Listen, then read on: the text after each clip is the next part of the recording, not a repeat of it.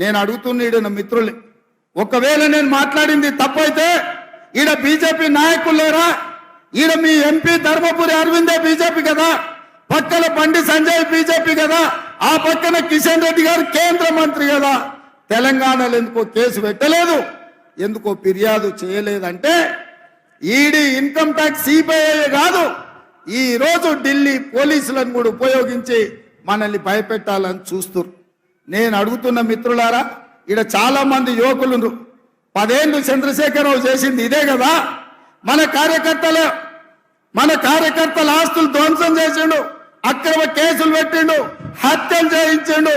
అయినా కార్యకర్తలు ఎవరు చంద్రశేఖరరావుకు లొంగలేదు, తిరగబడి చంద్రశేఖరరావును బొందబెట్టిరు. మొన్న జరిగిన డిసెంబర్ ఎన్నికల్లో కేసులకు భయపడతామా సోదరులారా? మీ సోదరుడు మీ రేవంత్ అన్న కేసులకు భయపడతాడా? చంద్రశేఖరరావు చెర్లపల్లి జైలుకు తోలితే భయపడ్డామా? చెంచల్గూడ జైల్లో బంధిస్తే భయపడ్డామా? తిరగబడి కొట్లాడినాం, కేసులు పెట్టినోని ఇవాళ పండబెట్టినాం, గోతి తీసి పాతి పెట్టినాం.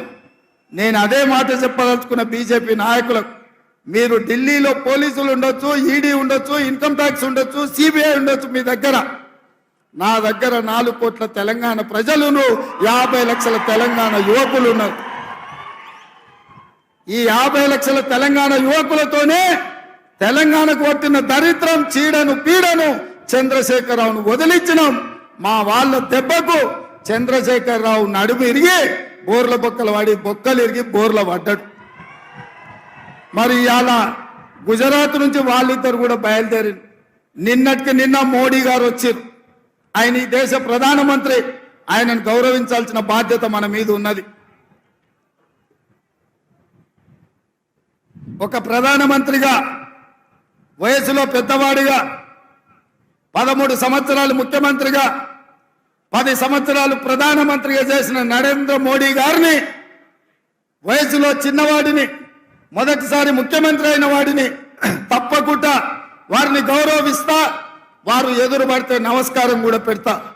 కానీ నరేంద్ర మోడీ గారు ఈ దేశ ప్రధానమంత్రిగా కాకుండా గుజరాత్ వాడిగా తెలంగాణకు వచ్చి తెలంగాణలో మనల్ని తిట్టిండు, మనల్ని శాపించిండు, మనల్ని దెబ్బతీయాలని కుట్ర చేస్తున్నాడు. ఎవరైనా ఎన్నికలప్పుడు వస్తే ఈ ప్రాంతానికి ఏమి ఇస్తారో, ఈ ప్రాంతానికి ఏం తెస్తారో చెప్పాలి. ఇవాళ నిన్న అది చెప్పలేదు. గతంలో కాంగ్రెస్ పార్టీ బయ్యారం ఉక్కు కర్మాగారం ఇచ్చింది, దాన్ని రద్దు చేసిండు. రైల్వే కోచ్ ఫ్యాక్టరీ ఇచ్చిండు కాజీపేటలో, రద్దు చేసిండు. ITIR కారిడార్ ఇచ్చిండు, రద్దు చేసిండు. IIM IITలు ఇచ్చిండు, రద్దు చేసిండు.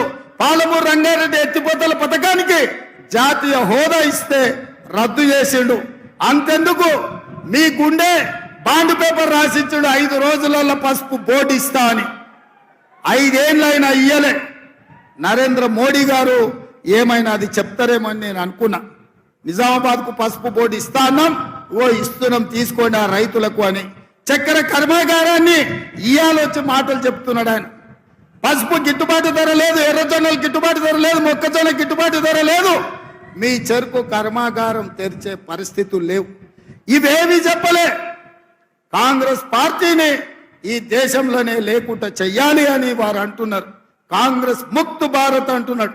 నేను అడుగుతున్నా, కాంగ్రెస్ ముక్త్ భారత్ అంటే మేము ఇచ్చిన రిజర్వేషన్లు రద్దు చేయడమే కదా? కాంగ్రెస్ ముక్త్ భారత్ అంటే మేము ఇచ్చిన తెలంగాణను అవమానించడమే కదా?